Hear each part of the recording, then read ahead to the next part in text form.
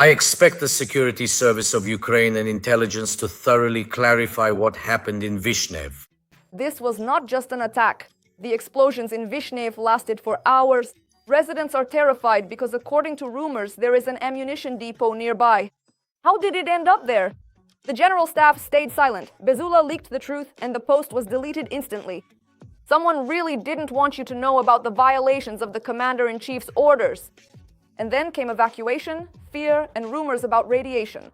This is like the Chernobyl disaster of '86, when a catastrophe was once again being hidden from us. What really exploded and why was the true cost of our safety hidden so cynically?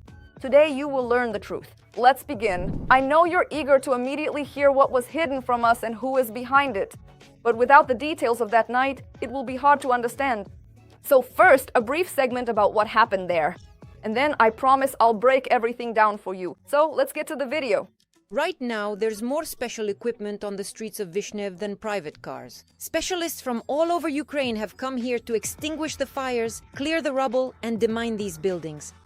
More than a day and a half has passed, yet many of the burned sites are still smoldering. At all those locations where there is still some smoke, the structures are being doused with water. Rescue teams are also working to clear debris, assist the population, and dismantle the rubble. We're still on our way there to visit. And have the sappers already finished their work here? There is still no final count of the victims at this time. One local resident is still being searched for under the rubble. Her relatives say she was definitely supposed to be at home, but she hasn't made contact. They're searching both in the ruins and among the ashes. There are so many. The house is burned almost down to the foundation, so absolutely everything that remains of these houses is being thoroughly checked. Kyiv region has probably never seen destruction on this scale, at least not in the past 4 years. According to the State Emergency Service, more than 200 houses were affected in the impact zone. It is already known that about 100 of them are either completely destroyed or severely damaged. The Minister of Internal Affairs, Klimenko, connects via video call to show the destruction live. Later, he can barely find the words to comment on the situation to journalists. The scale is staggering. Honestly, this is a fairly populated private sector just 10 kilometers from the city of Kyiv. Everything is exploding, it's interesting. What happened in Vyshneve on the night of July 5th to 6th, locals call hell. Andriy, who lost his home here, says that around 2 o'clock, 3 Russian missiles hit here one after another. Absolutely everything just blew out completely for me. And as I was moving ahead, I could only manage to make my way down to the basement through all of this. And I just waited it out, hoping nothing else would happen.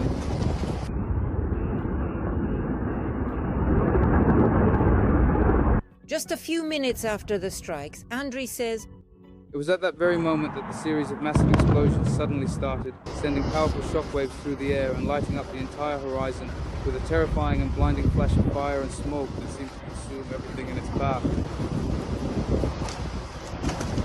I started to panic. Because everything in the cellar of the bomb shelter started to be destroyed, and then everything went quiet. Andriy was pulled out of his cellar by friends who live nearby. Were you here at night? She lived here with... Is she all right? The owner of the neighboring house, a 91-year-old woman, burned alive on her own porch. She ordered, I wish I could have stayed with her. Her son walks around the property that used to be his home, and he can't find the words. House by house, rescuers are searching for people. There is a very large area of destruction. Many residential houses have burned down completely. For example, us. Early in the morning, we rescued a couple of people from basements where the houses had burned down completely. We just heard someone in the basements calling for help. In almost every yard, psychologists and sappers are working. Right there in the local kindergarten, you can see that there is both a large rocket fragment and a deep impact crater.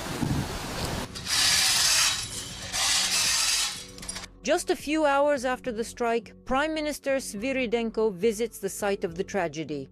We are allocating funds from the reserve fund so that everyone affected can receive assistance from the state. The The president also speaks about helping people in his evening address. Zelensky also demands an investigation into the circumstances of the tragedy. I Expect the security service of Ukraine and intelligence to thoroughly clarify what happened in Vyshneve. And While firefighters are dousing the ruins that used to be a densely populated neighborhood with water, people are gathering near the tents of the Ministry of Internal Affairs. Oleksiy is filing a report about the loss of 2 houses at once. Everything burned down. 2 houses. My mother's. My parents and mine. There is nothing left to restore where their homes once stood. The family hasn't yet decided whether to build new houses or buy a home elsewhere. Oleksiy's mother is Lyudmila. None of the options. Brings her any comfort at all. We spent our whole lives building it, and now there's nothing left. Indeed, it was a terrible night for the residents of Vyshneve. But now, as I promised, let's get to the point. After this strike, the truth about what detonated was concealed for quite a long time. And the first answer that was given turned out not to be much of an answer at all. On July 7th, the spokesperson for the General Staff, Dmytro Likovy, said that the facility where the explosion occurred in Vyshneve does not belong to or report to the armed forces. Formally, that's true, but it was presented in such a way that most people heard something entirely different, as if there was nothing military there at all. That same day, MP Mariana Bezula wrote on Telegram about a strike on an ammunition depot and deleted the post within minutes. The publication remained only in caches. The American publication The Wall Street Journal put forward its own version. The secondary explosions resembled the detonation of ammunition that was stored there. And only on July 9th, 3 days later, did Zelensky himself call things by their proper names while speaking with journalists. There was an ammunition depot in Vyshneve and the enemy hit it. The facility belonged to one of Ukroboronprom's enterprises, meaning it was not directly part of the army, but rather the defense conglomerate.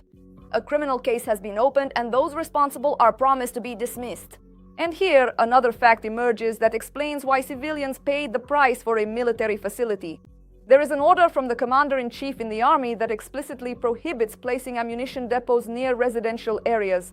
In other words, this depot should not have been located where it was at all. The cost of this mistake is 9 dead, dozens wounded, nearly 280 damaged houses, and more than 1,500 shattered windows. The government has already allocated over 3 billion hryvnias for restoration. But while this official response was being prepared for 2 days, the online community did not wait. The first to write about it was the former deputy head of the Radical Party, Ihor Mosichuk, a person whom the National Security and Defense Council added to the sanctions list a year ago for pro-Russian activities. He claimed that the Russians hit a warehouse with depleted uranium shells, which is why locals were forbidden to leave their homes or open their windows. Pro-Russian Telegram channels picked it up, and the wave started. Radiation in Vyshneve. A stop-fake investigation set everything straight. Dosimeters did not show any increase in radiation. There really was something in the air. Smoke and fine dust from the fires. It was hard to breathe the air. Harmful for the lungs, yes. Radioactive, no. And this isn't the first time such a version has appeared. Day after day with real strikes happening. In May 2023, the Russians struck an object near Khmelnytsky. At first, it was officially described vaguely. An infrastructure facility outside the city. But the hundreds of damaged houses, hospitals, and schools quickly made it clear. It was about a huge warehouse of aerial bombs. And even before the official confirmation, propagandists launched the same story. Allegedly, munitions with depleted uranium had detonated. Radiation monitoring posts recorded that everything was normal. The next day, the same story repeated itself in Ternopil. A missile hit a commercial warehouse. And they simply copied yesterday's fake about uranium and the evacuation of children there. They didn't even bother to come up with anything new. The same scheme works in the opposite direction as well. Russia seized the Zaporizhzhia nuclear power plant in Enerhodar back in 2022. And since then, it has regularly accused Ukraine of striking the plant. In May of this year, the head of Rosatom claimed that a Ukrainian drone allegedly hit the turbine hole of one of the power units. The Southern Defense Forces called this yet another informational provocation. The dosimeters around the plant, as every time before, showed normal levels. However, everything we've just described is radiation that existed only in headlines where there was no real threat. But there is a completely different story about a strike that actually hit a real nuclear facility. These shots from a camera at the Chernobyl nuclear power plant were taken last February. A Russian drone strikes the arch over the plant's 4th reactor.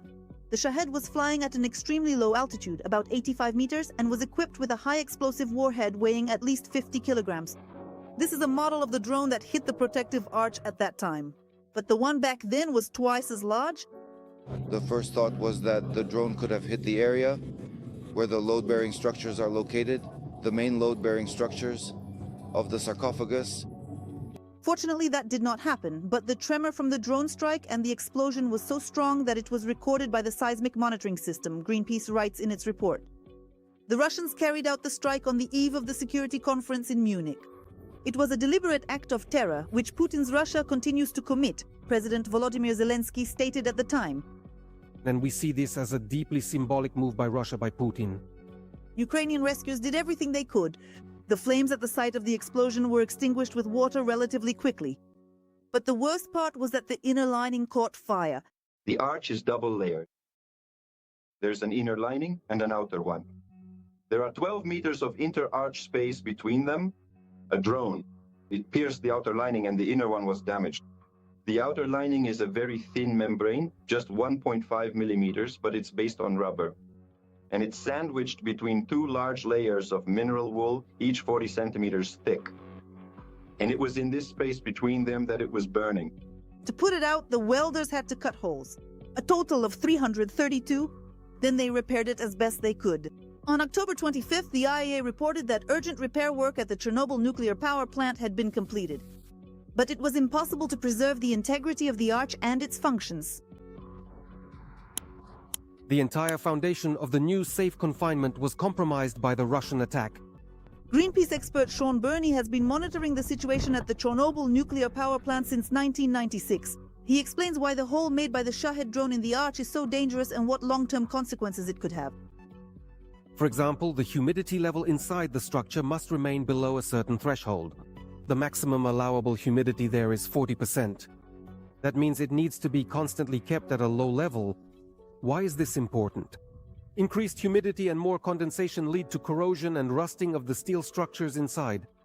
And this is already a very serious problem, because the facility was designed for 100 years of operation, and performing maintenance there is practically impossible.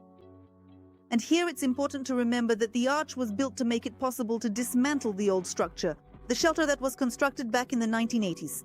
But it is in much worse condition. Unfortunately, the sarcophagus is in the risk zone. There is a risk of collapse and we don't know when it might happen. This statement, made by Byrne in an interview with Neon, caused quite a stir. The State Agency for Exclusion Zone Management set out to refute it. The situation is under control. I urge everyone not to write headlines saying that everything will collapse tomorrow and radioactive, a cloud will cover Europe. Well, that is actually only partially true. But we need to remember the conditions under which the shelter structure was built 40 years ago. No foundation was laid for the new building. Instead, the metal structures were placed on piles of debris, partially destroyed walls, and ventilation shafts. Construction had to be done quickly, and the facility was put into operation in just 206 days. In the autumn of 1986, 10 years later, when an analysis of the shelter's condition was conducted, a dismal picture emerged. 1,500 square meters of cracks, meaning it was not airtight. Many supporting structures were installed, including a key beam on which the entire structure rested, the shelter.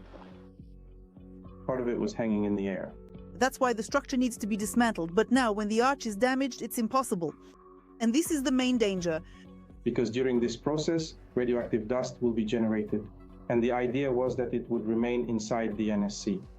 Now, if we carry out such work, this dust will spread. According to the director of the Chernobyl nuclear power plant, restoring the operation of the new safe confinement is a complex process that can be completed around the year 2030. Right now, it is extremely important to find funding for this. We are at this very moment in the process of communicating with the General Assembly of Nuclear Account Donors. This is a large international institution based in London. At present, our interlocutors assure us the structure at the Chernobyl nuclear power plant is stable. Of course, that's if there isn't another strike by the Russians. Our defenders are doing everything they can to prevent that from happening. But the deceit and cynicism of the Muscovites knows no bounds. So we end up with a strange picture. Where radiation couldn't possibly exist in principle, it keeps appearing in headlines first, even before any official response. And where the risk was entirely real, it is spoken about much more quietly and much later. And while this confusion continues, the enemy simply takes advantage of it. Because while the truth takes 2 days to ripen, a lie manages to spread across the whole country in just 2 hours. Did you happen to see the word radiation in the news about Vyshneve before the official response? Write your answers in the comments. Like this video if you found it helpful and subscribe to our channel. See you in the next episode.